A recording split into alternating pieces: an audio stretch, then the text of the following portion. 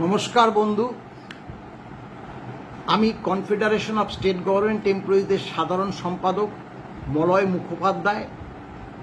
আজ এজের যে অবসরপ্রাপ্ত সরকারি কর্মচারী যারা বহুদিন আগে অবসর নিয়েছে, এরকম বেশ কিছু অবসরপ্রাপ্ত সরকারি কর্মচারী আমাদের কাছে ফোন করে জিজ্ঞাসা করেছেন কয়েকটি প্রশ্ন।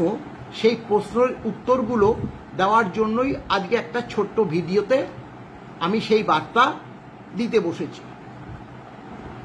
দেখুন, অনেকে আছে 2001 সালে রিটায়ার করেছে, আমাদের কাছে প্রশ্ন করেছে, এবং 2004-এও আছে, 2010-এও আছে।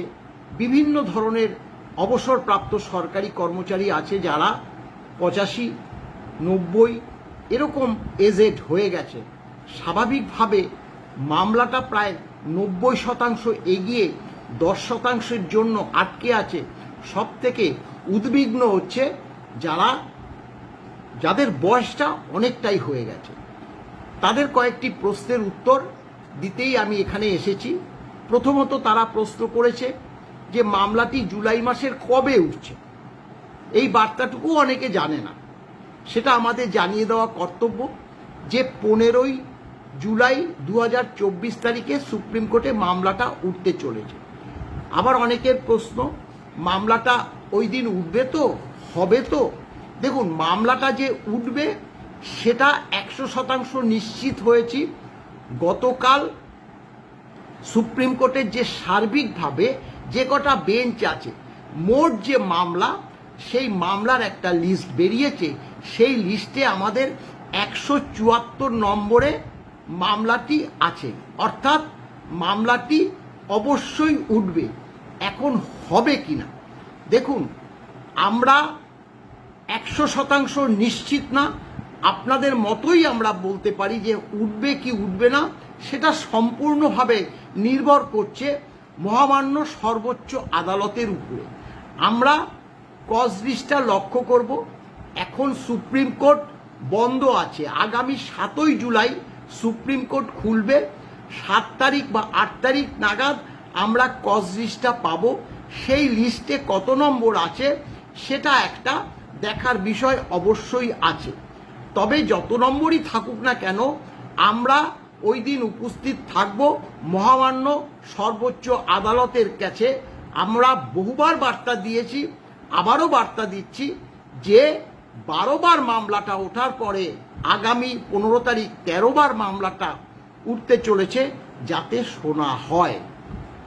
এবার অনেকে প্রশ্ন যে মলয়বাবু, আমি তো সেই 1 সালে রিটায়ার করেছি, আমি তো 2000 সালে রিটায়ার করেছি, আমরা কি পাবো? দেখুন, এটা কিন্তু আমরা বারবার বলেছি যে আপনারা যত আগেই রিটায়ার করুন না কেন, আপনারা 100% নিশ্চিত যে এই মামলার অংশীদার আপনারাও।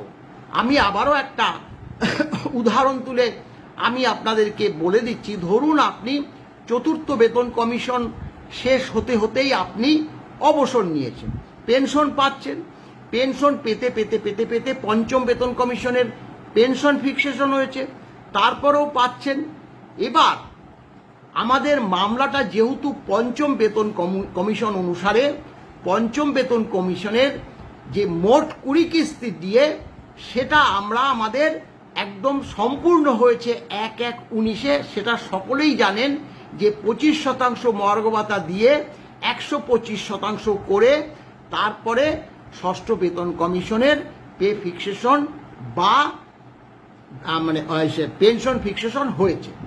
এবার আমরা যে রোপা অনুসারে, আইন অনুসারে, আমরা 5ম বেতন কমিশনের যে প্রথম 4 কিস্তি 12-র পরবর্তী আরো 4%, এই যে 12 আর 4-এ 16% মহার্ঘ ভাতা বাদ দিয়ে, কারণ এটা রোপা অনুসারে নির্দিষ্ট নিয়ম মতো বাম সরকার দিয়েছিল বলে সেটা আমরা ক্লেম করিনি। ক্লেম করলেও আমরা পেতাম না, কারণ এটা অর্ডার অনুযায়ী, রোপা অনুযায়ী দিয়েছে।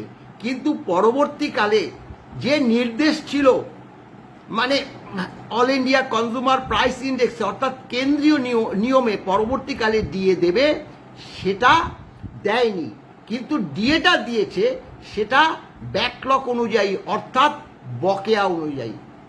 এবার আপনাদের যে পেনশনটা 1/7/2009 এখানে যে বেসিক পেনশনটা ছিল 1/7/2009 এখানে যে বেসিক পেনশনটা ছিল সেই পেনশনটা থেকে হিসাব করবেন। আমরা এর আগে পুঙ্খানুপুঙ্খ বলে দিয়েছি। আমরা আবারও কয়েকদিনের মধ্যে যে ডিএ মামলা শোনার আগে আমি চেষ্টা করব যে সম্পূর্ণভাবে আবারও একবার আপনাদের উদ্দেশ্যে সেটা পরিষ্কারভাবে ভিডিওর মাধ্যমে দিয়ে যাব। তাহলে পরে আপনারা দিয়ে দেব, তাহলে আপনারা বুঝতে পারবেন। এবার বলছি যে 1/7/2009 যে 6% ডিএ হয়েছিল সেটা তো আমরা 1/7/2009 পাওয়ার কথা, কিন্তু আমরা পেলাম না। আমরা পেলাম কবে? 1/12/2009। তাহলে এই 1/12/2009 যখন আমরা এই 6% ডিএ পেলাম, স্বাভাবিকভাবে আমরা 5 মাস পাইনি। এই 5 মাস হিসাবে আসবে। তারপরেরটা ধরুন যে ডিএটা সেটা ছিল 5%, সেটা 9 মাস। একদম পরিষ্কার হিসাবে যে মানে জানুয়ারি এবং জুলাই এই যে আপনার পেনশনের যে বেসিকটা সেই হিসাবে করবেন, এবং তার যে মানে আপনার ওই বকেয়া যে পার্সেন্টেজ ডিএর পার্সেন্টেজ অনুযায়ী ব্যাকলগ হিসাব করে আমরা মহামান্য সুপ্রিম কোর্টে, মহামান্য হাইকোর্টে এবং মহামান্য ট্রাইব্যুনালে প্রত্যেকটা জায়গায় এগুলো কত শতাংশ ডিএ বাকি, মোট কত শতাংশ ডিএ সরকারি এবং অবসরপ্রাপ্ত সরকারি কর্মচারীদের দিতে হবে তা বিস্তারিত দেওয়া আছে। অর্থাৎ মামলাটা যদি সুপ্রিম কোর্ট থেকে আবার হাইকোর্টে চলে আসে তখন সেগুলো পরিষ্কারভাবে হিসাব করে অবসরপ্রাপ্ত কর্মচারী যারা অ্যাক্টিং বর্তমানে আছে সে সকল কর্মচারীদের ডিএ অবশ্যই দিতে হবে। এবার ওই যে বললাম 1/7/2009 6% ডিএ সেটা 5 মাস, এবং লাস্ট যে ডিএটা সেটাও ছিল 6%, সেটা দিয়েছে 1/1/19। এই যে 1/1/19 এটা দেওয়ার কথা ছিল 1/1/16-তে, কারণ 1/1/16 তো 125% হয়েছে। সেই যে 6% নিয়ে গিয়ে দিয়েছে 1/1/19-এ, অর্থাৎ সেটা 36 মাস। এই যে 36 মাসের বকেয়া পাবেন, এইভাবে ক্যালকুলেশন করে ডিএটা নির্ধারিত হবে।